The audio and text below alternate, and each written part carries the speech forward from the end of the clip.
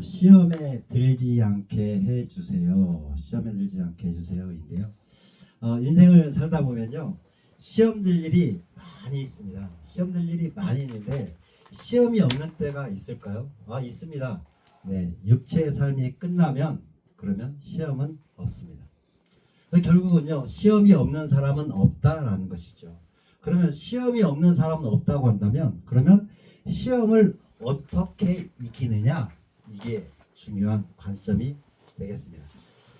이제 시험에 들지 않게 해주세요 말씀을 전하기 전에 주기도문에 대한 지난 말씀을 복습을 해보면요, 첫 번째로는요, 하나님과 나와의 관계예요. 하늘에 계신 우리 아버지, 그래서 창조주와 피조물 관계, 그리고 부모와 자녀의 관계인 것이죠. 관계가 먼저 형성이 돼야만 이 기도의 의미가 있어요. 관계 형성이 안 돼 있으면 그냥 뭐 주문 같은 것이 되게 되는 것이죠. 그래서 하늘에 계신 우리 아버지, 관계 형성이 되고 나면 그러면 이름이 거룩히 여김을 받으시기 위해서 기도하는 것인데요. 우리의 아빠 아버지는 어떤 분이냐라는 겁니다. 어떤 분입니까? 엘로힘입니다. 엘로힘. 전지전능하신 하나님. 전지전능하신 하나님. 그리고 아도나이. 나의 주인 되신 분이요. 내가 죄 가운데 팔려갔는데 나를 도로 핏값을 주고 사신 나의 주인 아도나이. 이름 아도나이란 이름. 그분 이름의 높임을 받아야 되는 것이죠. 그리고 나를 구원해 주시고 나서 여호와 니시 승리하게 해주시고, 여호와 라파 나를 치료해 주시고, 그리고 여호와 살롬 나에게 평안을 주시고, 여호와 라 나의 목자가 되신 그 여호와의 이름을 거룩히 여기는 그런 기도가 있어야 된다라는 것이죠. 그리고 나서 이제 하나님의 꿈은 무엇인가를 알려주고 있습니다. 하나님의 꿈은 무엇입니까? 바로 나라가 임하시오며 뜻이 하늘에서 이루어진 같이 땅에서도 이루어지이다. 하나님의 꿈은요, 하나님 나라입니다. 하나님 나라. 하나님께서 통치하시고 다스리는 그 나라를 하나님께서는 꿈꾸시는 거예요. 그 나라를 위해서 우리를 하나밖에 없는 독생자 예수를 십자가에 못 박고 우리를 사신 거예요. 그 나라를 위해서 우리가 살아야 될 분명한 목표가 있는 것이죠. 그 나라를 위해서 기도하고, 이제 우리에게 필요한 것이 무엇이냐면 오늘 우리에게 일용할 양식을 주시고, 내일 일용할 양식이 아니라 오늘 우리에게 일용할 양식을 주옵시고. 그러니까 이것은 사람이 떡으로만 사는 것이 아니라는 그런 말씀과 더불어서 매일 하나님을 의지하고 바라보고 살아야 된다. 매일매일 그냥 한번 하나님 바라보고 믿은 걸로 끝나는 것이 아니라 매 순간순간마다 하나님을 바라보고 의지해야 된다라는 것을 말씀해 주고 있습니다. 그리고 나서 이제 사람과의 관계 속에서 중요한 것이 무엇이냐면 용서입니다. 용서. 우리가 우리에게 죄진 자를 사준 것 같이 우리의 죄를 사여 주옵시고. 용서하기가 쉽지가 않습니다. 쉽지가 않아요. 그래도 용서해야 되는 이유가 무엇입니까? 하나님께서 용서를 원하시기 때문에 그렇습니다. 우리는 죽을 죄에서 용서받은 빚진 자이기 때문에 용서해야 돼요. 죽을 죄에서 용서받은 빚진 자이기 때문에 빚 갚는 차원에서 용서해야 되고요. 그리고요, 나를 위해서 용서해야 돼요. 용서하지 않으면 더 큰 피해 의식 속에서 살아가게 됩니다. 가해자가 준 손해나 피해에 붙들려 살게 되고요. 평생을 그 기억이, 상처가 내 삶을 놓아주지 않기 때문에 그 속박에서 벗어나기 위해서 용서를 하는 삶을 살아야 되는 것이죠. 그래서 이 용서를 위해서는요, 먼저 이 피해자는 가해자에게 복수의 마음을 버리는 것이 중요합니다. 복수의 마음을 버리지 않으면요, 미워하면서 닮아간다라는 거예요. 미워하면서 닮아간다. 내가 언젠간 똑같이 갚아줄 거야. 이런 마음은요, 오히려 미워하면서 닮아가게 되는 것이죠. 그 시어머니와 며느리의 관계 속에서 시집살이를 하는 며느리가 나는 저 시어머니처럼 내가 시어머니가 되면 시집살이를 시키지 않을 거야 하지만은 나도 모르게 시어머니가 되면 더 교활하게 더 시어머니 역할을 하는 것들을 볼 수가 있습니다. 미워하면서 닮아간다는 거죠. 그래서 복수의 마음을 버려야 된다는 거예요. 그리고 가해자는요, 피해자에게 찾아가서 용서를 빌어야 돼요. 미안합니다. 내가 전에 철이 없어서 잘못했습니다. 이런 용서를 비는 그런 마음이 있어야 된다라는 것이죠. 그렇지만 그 용서의 마음은 나로부터 나오는 게 아니라 그분으로부터 나오는 것이다 라는 것을 지난 시간에 말씀을 드렸습니다. 자, 이제 오늘 우리가 함께 배울 내용은요, 우리를 시험에 들게 하지 마시옵고, 시험에 들기 마시옵고, 금지는 유혹입니다. 금지는 유혹. 그러니까 금지하면 자꾸 하고 싶어지는 게 우리 인간의 심리입니다. 그 외손자 하늘이가 하지 말라고 하면 더 한다고 해요. 저는 이제 교회에 많이 있다 보니까 하늘이를 잘 못 보고 있는데, 하지 말라고 해도 그걸 한다는 거예요. 왜 청개구리 심보가 있는 게 우리 인간의 그 심리인 것입니다. 도정환이라는 시인이 있는데요. 그 시에 보면 종래라는 시가 있어요. 종래라는 시가 있는데,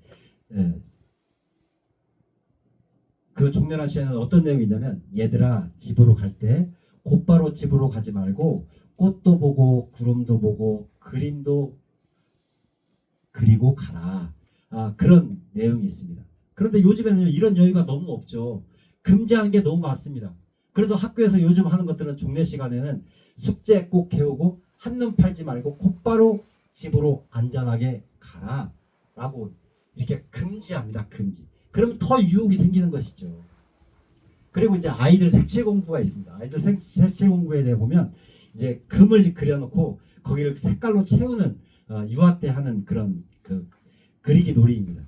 뭐 붕어, 구름, 나무 이게 색칠을 하는데, 그 아이가 금 밖으로 나가지 않으려고 애를 쓰면서 그 색깔을 칠하고 있어요. 그러니까 엄마가 아이에게 이런 말을 합니다. 금 밖으로 나가도 괜찮아. 넘어도 돼. 자유롭게 한번 해봐. 우리가 사는 세상은요, 자유로움이 너무 사라져 버리고 말았습니다. 그래서요, 이 엄마의 말이 곧 법처럼 돼버리는 가정들이 많아요. 이거 해, 이거 하지 마. 이렇게 하다 보면요, 자유로움과 창의력이 사라지고, 그래서 아이들이 점점점 삐뚤어지는 그런 경우가 많다고 합니다. 이제 목회자의 자녀들이 특히 좀 어려움을 많이 당하고 있는 자녀들이 많아요. 그래서 독일에도 보면요, 독일에도 그 자유주의 신학자들이 있는데, 자유주의 신학자들을 보면 그의 아버지가 목회자나 교회의 장로님들이 많아요. 왜냐하면 너무 하지 말라는 것이 많고, 그러다 보니까 삐뚤어져서 자유주의 신학자로 하나님은 없다 그렇게 가버리는 겁니다. 자, 사람이 시험에 빠지는 까닭이 뭘까요? 시험에 빠지는 까닭. 시험에 빠지는 까닭이 무엇이냐면, 우리를 시험하는 것들이 매력적입니다. 매력적. 매력이 없으면요, 시험에 잘 안 듭니다. 관심이 별로 없어요. 그런데 그 시험하는 것들이 매력적이기 때문에 그 유혹이 달콤합니다. 그래서 우리를 시험에 빠뜨리려고 하는 이 세력은요, 이 사탄은요, 그 달콤함으로 우리를 유혹합니다. 그래서 사탄의 무기는요, 달콤함이에요. 달콤함. 만약에 사탄에게 그 달콤함이 없다고 한다면 사람을 쉽게 유혹할 수 없을 거예요. 그래서 사탄은 우리의 의식 가운데 두 가지를 가지고 유혹을 하는데요. 하나는 달콤함입니다. 달콤함. 너 이거 있어? 이거 있으면 정말 좋은데. 이게 사탄의 유혹입니다. 에덴 동산에서도 이걸 가지고 유혹했죠. 보암직하고 먹음직하고 지혜롭게 할 만큼 탐스러운 그 달콤함을 가지고 유혹을 했습니다. 그래서 사탄의 유혹은요, 늘 달콤함입니다. 이거 먹으면 죽지 않아. 하나님처럼 될 수 있어. 이게 사탄의 유혹인 것이죠. 그리고 사탄은요, 이렇게 달콤함과 더불어서 또 한 가지 유혹하는 것이 무엇이냐면, 우리를 유혹하는 것이 뭐냐면, 내면의 두려움, 불안감을 심어주는 것입니다. 내면의 두려움과 불안감을 심어주는. 너 이거 없으면 큰일 나. 너 이렇게 살면 너 불행해질 거야. 이렇게 사탄이 우리를 유혹합니다. 그래서 이 달콤함과 두려움, 서로 상반되는 것인데, 이 두 가지를 적절히 구사해서 이 두 가지를 잘 섞어가지고 우리를 시험에 빠지게 합니다. 저 배달 음식들을 보면요. 배달 음식은 단짠 맵입니다. 단짠 맵. 달고 짜고 맵고. 그래서 이거를 중독을 시켜요. 그렇게 유혹을 하죠. 그래서 저 배달 음식을 끊기가 쉽지가 않습니다. 어떤 종교가 나쁜 종교냐면 사람들을 자꾸만 의존만 하게 하고 얽매이게 하고 중독시키는 것이 이런 게 나쁜 종교입니다. 나쁜 종교인데요. 핸드폰을 교체하고 나면 핸드폰을 새 걸로 교체하고 나면 6개월을 요금제를 최고 요금제를 쓰게 만듭니다. 최고 요금제를 쓰면은 무엇이 좋냐면 데이터를 무제한으로 쓸 수가 있어요. 이게 바로 유혹이에요. 유혹. 그러니까 6개월 동안 이렇게 데이터 무제한을 쓰고 또 그 부가세 뭐 이것저것 다 마음대로 편하게 쓰다가 6개월 후에 데이터가 확 줄어들면은 그때부터 불행해지는 거예요. 그러면 그 불행해지지 않기 위해서 계속해서 최고 요금제를 쓰게 만드는 것. 이게 바로 그 유혹하는 것이죠. 그리고 또 유혹하는 게 또 있는데요. 그 인터넷 TV가 자주 전화가 와요. 뭐라고 하냐면 3개월 동안 무료로 영화도 보게 하고 드라마도 마음대로 볼 수 있도록 해줄 테니까 3개월만 써봐라. 그리고 3개월 쓰고 나서 마음에 안 들면 해지해 주겠다. 그게 어떤 거냐면 3개월 동안 쓰고 나면은 그게 너무 좋아가지고 이제 해지를 할 수가 없는 거예요. 저도 한 번 딱 가입해 본 적이 있어요. 한 번 그래서 그래 3개월만 써보고 해봐야 되겠다 했더니 너무 좋은 거예요. 영화도 마음대로 보고 드라마도 마음대로 보고. 그런데 시간을 너무 많이 뺏기는 거예요. 그래서 딱 해지하고 나서 그다음부터는 전화가 와도 절대 이제 가입하지 않고 있죠. 이게 바로 이제 유혹하는 것이라고 할 수가 있습니다. 나쁜 종교의 특색이 바로 이러한 것이죠. 달콤하기에 중독되고 그리고 두렵기에 의존하게 만드는 그런 종교가 아주 나쁜 종교라고 할 수가 있겠습니다. 그래서 우리 기독교도 잘못하면 나쁜 종교가 될 수 있어요. 예수 잘 믿으면 잘 될 거야. 듣기 좋고 좋은 말이고 달콤한 말이지만 현실은 그렇지 않죠. 예수를 잘 믿기 때문에 더 어려움 당할 수 있고 또 핍박 당할 수 있습니다. 그래서 예수 믿고 어려움 당한 사람들이 우리 주위에 있는 것을 볼 수가 있습니다. 그럼에도 불구하고 왜 예수를 믿습니까? 예수 믿는 게 너무 좋죠. 왜 그렇습니까? 예수를 믿으면 이제 세상에 매이지 않는 자유인이 되는 것입니다. 세상의 종로로 타지 않고 이제 죄의 종로로 타지 않고 자유인이 되는 것입니다. 그리고 또 소유의 많고 적음에 갇히지 않습니다. 그래서 소유가 많든 적든 행복의 비결이 있는 거예요. 예수 믿음으로 말미암아. 그리고요, 이 예수 믿는다는 것은 내면을 말씀으로 채워서 중심을 잡고 살기 때문에 내 인생의 주체가 내가 될 수가 있어요. 세상에서 당당하게 살 수가 있는 거죠. 세상의 눈치를 보지 않고 세상의 흐름에 떠내려가지 않고 당당하게 말씀 중심으로 살아갈 수가 있는 것이죠. 그 내면의 든든함이 예수 믿는 보람이 되는 것이다 라는 것입니다. 사람이 시험에 빠지고 있는 까닭은요, 이 사탄이 주는 이 두 가지의 달콤함과 두려움에 넘어가기 때문에 그렇게 시험에 빠지게 되는 것입니다. 그래서 이 사람에게 두 가지로 이렇게 유혹을 하고 있습니다. 남과 달라지고 싶은 마음, 남과 달라지고 싶은 마음. 그 남과 달라지고 싶기 위해서 뭘 합니까? 명품을 삽니다. 명품. 이게 최고의 제품이라 좋은 것이라서 명품을 소유하려고 하는 것도 있지만 명품이 나를 다른 사람과 구별시켜주기 때문에 이 명품을 찾는 것입니다. 명품은요, 희소성입니다. 희소성. 국내에 5개밖에 들어오지 않았어. 이 국내에 1개밖에 없어. 한정판이야. 이것이 다른 사람과 구별되고자 원하는 그런 유혹의 마음인 것이죠. 그렇지만 하나님의 질서는 반대입니다. 가장 필요한 것들을 흔하게 주셨어요. 가장 필요한 것이 무엇입니까? 공기, 물 이런 것이잖아요. 근데 이 공기, 물 이거 없으면 살 수 없는 것인데 흔하게 주셨습니다. 그리고 우리가 주 안에 들어오면 그러면 또 흔하게 주신 것이 있죠. 바로 은혜입니다. 은혜. 흔하게 주신 은혜입니다. 세상에서는 희소한 것이 가치가 있어요. 희소한 것. 뭐가 제일 희소합니까? 금. 요즘 금값이 하늘로 푸지 모르고 뛰고 있습니다. 금이 왜 가치가 있을까요? 희소성입니다. 금이 이제 우리나라에는 다 채굴돼 가지고 금을 이제 채굴할 수가 없대요. 다 바닥나서. 그래서 2050년이면 이제 전 세계에 있는 금이 이제 다 바닥이 난대요.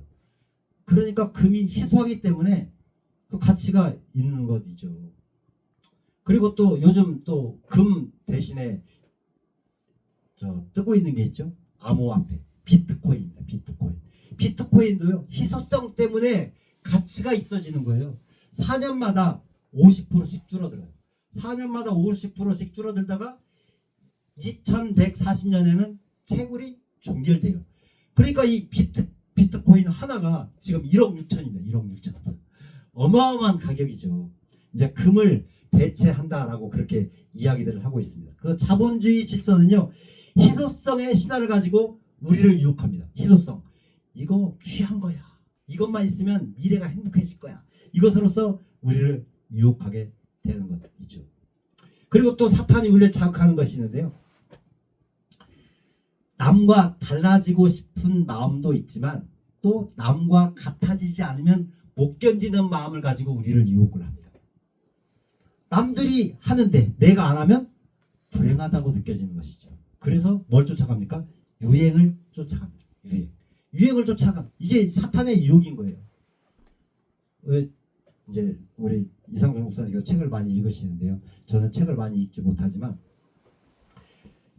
좋은 책들이 많이 있지만 주로 어떤 책들이 읽어지냐면 베스트셀러에 올라와 있는 책들이 많이 읽혀져요. 좋은 책들이 양질의 소재가 많이 있지만 그것들은 거들떠보지 않고 베스트셀러만 찾는 거예요. 이게 유행이라는 것이죠. 이게. 그래서 대중들이 좋아하는 것을 가지고 싶어 합니다. 그래서 남과 같아지지 않으면 불안해집니다. 그래서 그것을 채우기 위해서 두리번거리다가 사탄의 유혹에 넘어가게 되는 것이죠. 이 마약이라는 것이 있습니다. 이 마약이라는 것이 인류가 개발한 최고의 약이라고 해요. 최고의 약인데요. 왜 이것이 좋은 약이냐면 너무 기쁨을 주는 거예요. 너무 기쁨을 줘. 그런데 이 문제점이 있습니다. 이 마약은요. 이 마약을 하면 도파민이 형성이 되는데 이 도파민을 미래에 쓸 기쁨을 미리 땡겨다 쓰는 거예요. 그러니까 미래에 쓸 기쁨을 미리 땡겨다 쓰니까 어떻게 되는 거예요? 빨리 죽는 거예요. 빨리. 미리 쓰니까. 그런데 책을 읽고 운동을 하고 산책을 하면 이거를 해도 도파민이 나와요. 근데 이것은 미래에 쓸 기쁨을 땡겨서 쓰는 것이 아니라 자연적으로 생성이 되는 거예요. 그러니까 수명이 오히려 더 길어지게 되는 것이죠. 이런 취미생활이. 그래서 남과 같아지고 싶은 그런 마음, 이런 것들이 이제 유혹이 된다라는 것이죠. 인간이 육체를 가진 것 감사한 일이죠. 감사하지만 슬플 때가 있어요. 어느 때 슬픕니까? 아플 때. 우리 정용희 목사님도 수술하느라고 입원하셨고 김용희 목사님도 입원해 계시는데 아플 때 이 고통의 문제를 홀로 직면할 때 그때 삶의 의욕이 사라지고 육체를 가진 것이 슬퍼지는 거예요. 저는 장염에 걸렸을 때 그것을 많이 느꼈는데요. 그래서 슬퍼지는 것입니다. 그리고 어느 때 또 슬퍼질까요? 어느 때 슬퍼지냐면 배고플 때. 배고플 때 슬퍼져요. 그 슬퍼지다가 또 그 배고픔이 더 지나면은 이제 화가 나게 되는 것이죠. 그래서 인간은 하나님의 형상대로 만들어져 있긴 하지만 육체는 아직도 동물성을 가지고 있어요. 그래서 우리 동물성을 가지고 있어서 탐식, 탐색, 탐물, 먹고 싶은 욕구가 과해지면 탐식이 되고요. 그리고 성욕이 과해지면 탐색이 되고요. 그리고 가지고 싶은 물건들이 더 과해지면 탐물이 되는 것입니다. 탐식, 탐색, 탐물, 이런 것들을 누리면 만족이 되지만 그러나 누려지지 않을 경우가 많아요. 경제적인 문제, 환경적인 문제, 이것들로 인해서 금지될 때 그때 분노가 생기게 되는 것입니다. 나는 왜 이것들을 못 누리나? 그래서 이걸 분노에 그치지 않고 이것이 타인에게 향하는 것은 묻지마 폭행이 되는 것이고요. 나 자신에게 향할 때는 낙심이 됩니다. 나는 이것조차 누릴 수 없는 존재인가? 그러면서 낙심하게 되고요. 점점 나태해지고 그러다가 인생을 포기하는 경우가 많게 되는 것이죠. 자, 탐식, 탐욕, 탐물. 이걸 다 이루고 사는 사람이 있다고 해보세요. 다 이루고 있는 사람은 행복해질까요? 아닙니다. 이런 걸 다 이루고 살다 보면요, 어리석어집니다. 왜요? 더 강력한 것을 찾을 수밖에 없거든요. 더 맛있는 거, 더 강한 성욕, 그리고 더 좋은 거, 이렇게 찾다 보니까 더 어리석어지는 것이고요. 그리고요, 자만심이 극한으로 올라가게 되었습니다. 그리고 아나무인이 되게 되는 거예요. 자, 그렇다고 한다면 이런 것들을, 이런 문제들을, 이런 유혹들을 극복하기 위한 방법이 뭐가 있을까요? 이제 성경에서 그걸 찾아보면요, 가난에 처할 줄도 알고 부에 처할 줄도 아는 일체의 비결을, 자족하는 마음을 배우는 것입니다.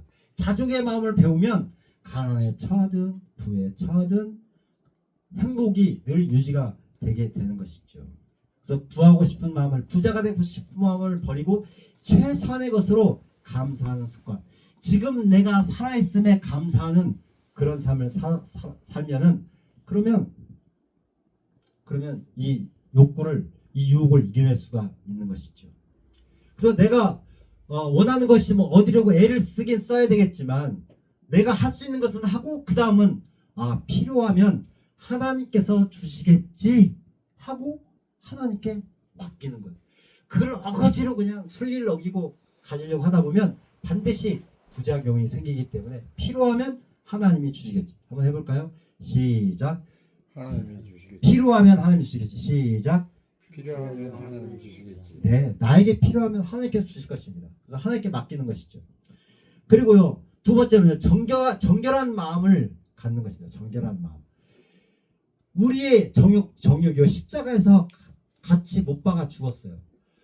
우리의 죄가 죽을 때 우리의 정욕도 같이 죽었다는 것입니다. 그렇기 때문에 나의 욕망의 노예가 되지 말고 나를 쳐서 복종을 시키는 겁니다. 나를 쳐서 복종을 시키는 거예요. 이제 제가 노래교실도 하고 기타 교실도 하고 족구 교실도 하고 이런 것들을 하는데, 결국은 나를 훈련시키는 거예요. 뭔가 한 단계 올라가기 위해서는 나를 쳐서 그 기본을 갖춰 나가면은 조금씩 좋아지지만, 그 기본을 못 갖췄는데 더 잘하려고 하면 이제 탈이 나는 거예요. 제가 한때 많이 힘들었었어요. 아직 기본이 덜 갖춰져 있는데 높은 음을 올리려고 하다 보니까 목이 자꾸 새서 어려움을 많이 겪었는데, 이제 그렇게까지는 되지 않습니다. 기본을 더 탄탄하게 만들어 가는 것이죠. 기본을 탄탄하게 만들어 가다 보면, 그러면 되게 되는 것. 그래서 욕망의 노예가 되지 말고 나를 쳐서 복종시켜라. 나를 쳐서 복종시켜라. 그냥 에이, 나는 안 되는가 봐, 난 이대로 살다 죽을래, 이게 아니라 나를 쳐서 복종시키는 것입니다. 그리고 이제 순종의 마음이죠. 하나님의 뜻에 순종하는 것이죠. 하나님의 뜻 순종. 그러니까 하나님이 정해놓으신 순리가 있습니다. 하나님께 정해진 순리가 있는데, 그 순리를 따라가면, 하나님의 뜻을 쫓아가면, 그러면 이 유혹을 이길 수가 있는데, 그런데 하나님의 뜻을 거절하고 다른 길로 가면 유혹에 빠져서 결국은 사탄의 노예가 되는 것이죠. 여러분, 지금 하나님의 뜻에 반대되는 세력들이 이 세상을 지배하려고 하고요, 그리고 우리나라를 지배하려고 하고 있어요. 이것을 이제 보통 뭐라고 얘기하냐면 일루미나이트, 딥스 이렇게 얘기를 합니다. 일루미나이트나 딥스, 이것은 어떤 거냐면 인간 중심이에요. 하나님은 우리를 행복하게 해줄 수 없으니까 우리 인간이 힘을 합쳐서 한번 유토피아를 건설해 보자. 야, 인구가 너무 많네? 그러면 좀 쓸모 있는 인간들은 좀 없애버리고 숫자를 줄이자. 이게 지금 일루미나이트, 딥스들이 하고 있는 것들이에요. 근데 이 세력들은 어떤 사상들을 가지고 있냐면 공산주의 사상, 그리고 전체주의. 전체주의는 뭐냐면 한 독재자가 자기의 뜻대로 법을 정하는 거예요. 그래서 자기가 원하는 대로 하는 겁니다. 이게 전체주의입니다. 그리고 사회주의, 그리고 자유주의, 또 이슬람교, 유대주의, 이런 것들이 지금 이렇게 세상을 지배하려고 하고 있어요. 하나님의 뜻에 반대돼 가지고, 내가 남자로 태어났지만 내가 여자라고 생각하면 여자인 거야.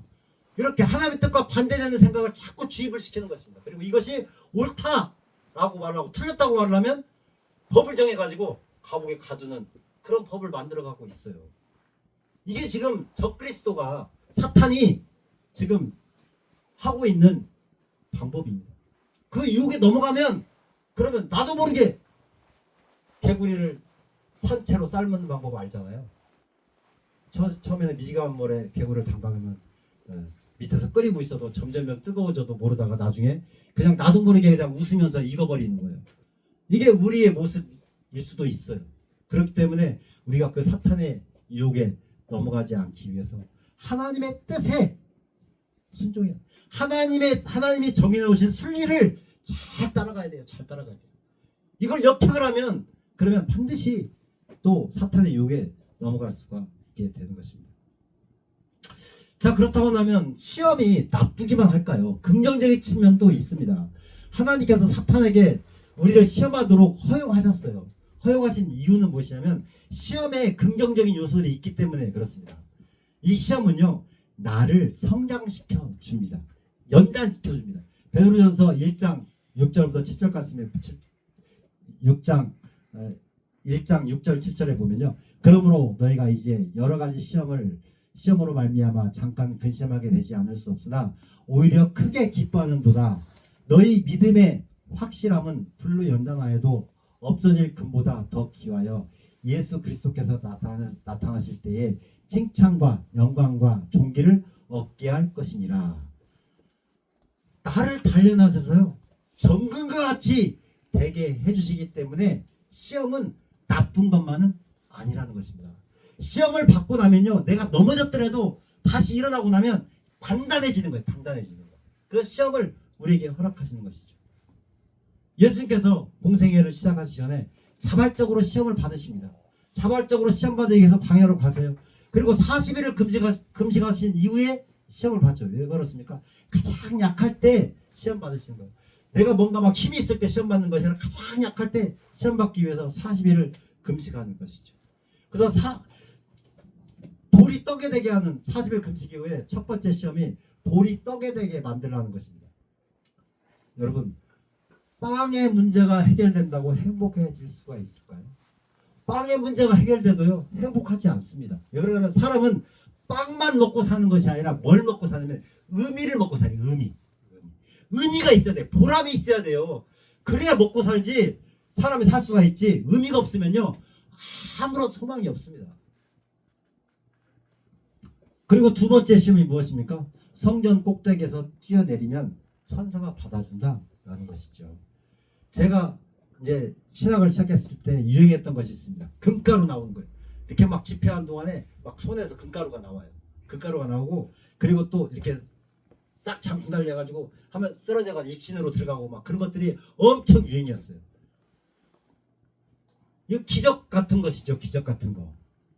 그런데 무리를 걷는 것만이 기적이 아니에요. 어떤 것이 기적이냐면 내가 지금 숨쉬고 살고 있는 게 기적이에요. 믿습니까? 이게 믿어져야 그래야 우리가 진정으로 그 시험에 이길 수가 있게 되는 거예요. 물은 무리를 걸어서 가는 것보다 어떻게 하면 좋습니까? 배 타고 건너면 되잖아요. 그래서 우리가 살아있는 게 기적이라는 거예요. 특별한 것을 뭔가 찾으면 이전에 빠지기가 쉬워요. 말씀의 베이스가 잘 깔려 있으면 말씀의 은혜가 되면요. 말씀의 은혜가 되면 그러면 신앙생활 자체가 즐거운 것이지만 말씀의 베이스가 없으면 특별한 것이 있어야만 신앙생활이 재밌어요. 그래서 막 프로그램 또 다양한 집회 이런 것에 빠질 수밖에 없네요. 우리 코로나 전에 한국교회가 그것 때문에 문제가 됐다고 저는 그렇게 생각을 합니다. 그리고 세 번째 시험은요. 한 번만 절하면 만국을 다스릴 권세를 주겠다는 것입니다. 그러니까 눈 한 번 감고 절하면 쉽게 세상을 구할 수 있게 해주겠다라는 그런 유혹이죠. 그런데 한 번이 어렵지 두 번, 세 번은 쉽습니다. 물도요. 흘러가는 곳으로 흘러가게 돼 있습니다. 마귀에게 절하는 순간 마귀에게 속하게 되는 거예요.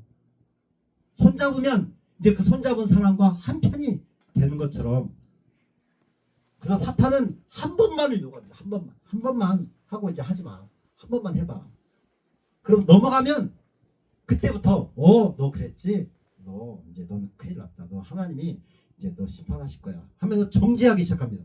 그리고 나서 종을 만들어서 중독되게 만들고 종으로 만들어 버리게 되는 것이죠. 그래서 우리가 몸을 가지고 사는 동안은요 끊임없이 시험이 있습니다. 시험이 있기 때문에 우리는 깨어 있어야 되는 거예요. 예수님께서는 이 세 가지 시험을 이기심으로 말미암아 결국 십자가에서도 승리하셨고 우리의 구원을 완성하셨습니다. 그래서 시편 26편 2절에 보면요, 여호와여 나를 살피시고 시험하사 내 뜻과 내 양심을 단련하소서. 이 시험을 통해서 유혹을 통해서 나를 단련하는 기회라고 생각하시고 이 시험을 이겨내야 되는 것입니다. 그 시험을 이겨낼 때 우리에게 돕는 힘이 있습니다. 그것이 무엇이냐면 히브리서 4장 15절 말씀, 우리에게 있는 대제사장은 우리의 연약함을 동정하지 못하실 리가 아니요 모든 일에 우리와 똑같이 시험을 받으신 이로되 죄는 없으시니라. 우리의 시험을 똑같이 감당하신 예수님께서 우리를 도와주시기 때문에 반드시 우리는 그 예수님을 의지하면 시험에서 이길 수가 있게 되는 것입니다. 그래서 우리가 하나님의 은혜 안에 산다는 것은요, 넘어져도 또 일어나고, 넘어져도 또 일어나고, 넘어져도 또 일어나고, 결코 은혜에서 탈락되지 않는다는 것입니다. 넘어졌어도 다시 일어날 수 있도록 만들어주시고 은혜에서 탈락시키지 않기 때문에 바로 우리가 은혜 안에 살고 있다라고 할 수가 있는 것이죠. 결론의 말씀을 맺도록 하겠습니다. 하나님을 믿는다고 하는 것은 길을 잃을 수도 있지만 다시 일어나서 저 천성을 향해서 가는 것입니다. 그래서 시험에 들지 말게 해달라고 기도하는 것입니다. 시험을 당했을 때 시험을 견뎌내면 그러면 내적 능력이 생깁니다. 단단해집니다. 그래서 시험을 만났을 때 예수님의 십자가를 깊이 생각하시고 그리고 매일매일 말씀을 깊이 묵상하시고 그리고 또 하나님께 간절한 기도와 찬양을 통해서 시험을 이기시고 그리고 넘어졌더라도 다시 일어나서 하나님의 은혜 안으로 들어갈 수 있는 우리 모두가 되시기를 주님의 이름으로 축원합니다. 아멘. 찬양 드리겠습니다. 찬양